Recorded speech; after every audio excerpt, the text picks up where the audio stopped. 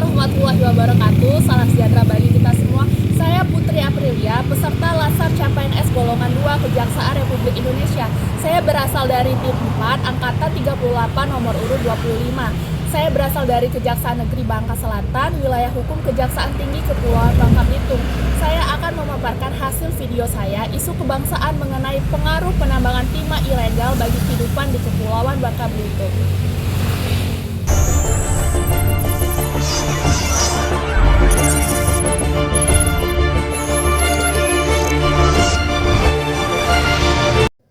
Wahana Lingkungan Hidup Indonesia atau WALHI Kepulauan Bangka Belitung menyebutkan negara dalam delusi menyelesaikan kasus korupsi tata niaga timah yang menyebabkan kerugian hingga 300 triliun rupiah.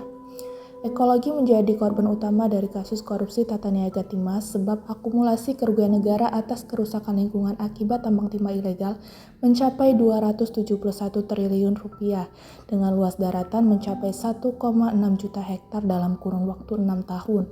Kepulauan Bangka Belitung telah kehilangan hutan tropis seluas 460.000 hektar. Aktivitas tambang ilegal di Kepulauan Bangka Belitung dikarenakan pemerintah mengeluarkan kebijakan yang memberi peluang timah dapat ditambang bukan hanya oleh PT Timah Tbk. Maraknya penambangan ilegal juga disebabkan perbedaan harga beli konsentrat timah antara trader swasta dan PT Timah. Penambang lebih memilih menjual ke trader karena harganya lebih mahal. Adapun dampak dari penambangan ilegal di Kepulauan Bangka Belitung yaitu kehancuran ekosistem sungai dan mangrove. Pada tahun 2019, sekitar 55% sungai tercemar. Kemudian eksploitasi penambangan timah menyebabkan angka lahan kritis di Bangka Belitung.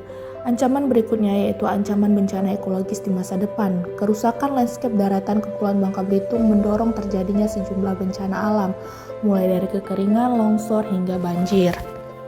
Tidak hanya menimbulkan kerusakan lingkungan, aktivitas penambangan juga terus memakan korban. WALHI Kepulauan Bangka Belitung mencatat sepanjang 2021 sampai dengan 2024 ada 38 orang meninggal dunia akibat kecelakaan tambang dan 22 orang mengalami luka-luka. Selain itu, ribuan kolong yang belum direklamasi terus memakan korban.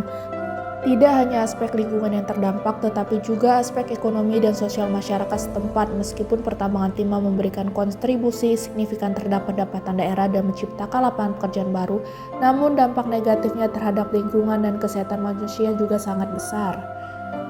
Untuk mengatasi permasalahan ini, langkah-langkah solutif yang terintegrasi dan berkelanjutan perlu diambil. Pertama-tama, perlindungan lingkungan dan keberlanjutan sumber daya alam harus menjadi prioritas utama dalam kebijakan pengelolaan pertambangan di masa depan.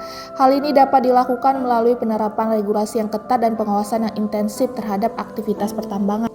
Perusahaan tambang harus bertanggung jawab penuh atas dampak lingkungan yang ditimbulkan oleh kegiatannya. Mereka harus melakukan rehabilitasi dan reklamasi lahan bekas tambang secara menyeluruh dan bertahap, sesuai dengan ketentuan yang diatur dalam Undang-Undang Nomor 3 Tahun 2020 tentang perubahan atas Undang-Undang Nomor 4 Tahun 2009 tentang pertambangan mineral dan batu bara. Partisipasi aktif masyarakat dan pemangku kepentingan lainnya dalam pengambilan keputusan terkait pengelolaan lingkungan dan pertambangan itu sangat penting. Pemerintahan pusat dan daerah perlu meningkatkan pengawasan dan penegakan hukum terhadap pelanggaran lingkungan yang dilakukan oleh perusahaan tambang. Terakhir, perlu dilakukan upaya untuk diverifikasi ekonomi masyarakat di wilayah tambang, sehingga mereka tidak terlalu bergantung pada sektor pertambangan yang rentan terhadap fluktuasi harga dan dampak lingkungan. Pengembangan sektor-sektor ekonomi alternatif yang berkelanjutan seperti pariwisata berbasis lingkungan dan pertanian organik dapat membantu mengurangi tekanan terhadap lingkungan dan meningkatkan kesejahteraan masyarakat lokal secara keseluruhan. Terlalu lama bangsa ini berjalan di atas kegelapan tanpa cahaya yang menerangi kebenaran. Tiada suara yang mampu berbisik, hanya diam tanpa tahu jika terusik. Ketika nafsu dan ambisi mempersetan jiwa hingga hati bak kerikil tak bernyawa, tiada belas kasih tertinggal di jiwa karena nurani telah mati tak bersuara. Negeri ini bak di ujung tanduk, pelik kehidupan semakin menusuk, namun tiada lagi insan yang tunduk karena moral semakin terpuruk. Akankah kita terus membisu? Akan kita tak pernah tahu ketika leluhur telah berjuang penuh haru? Akankah kini kita hanya terus termangu? Tak perlu lagi ada kata permusuhan karena kita harus bersatu jua demi keutuhan. Tiada lagi tangis lirik ketidakadilan karena hukum keadilan harus ditegakkan.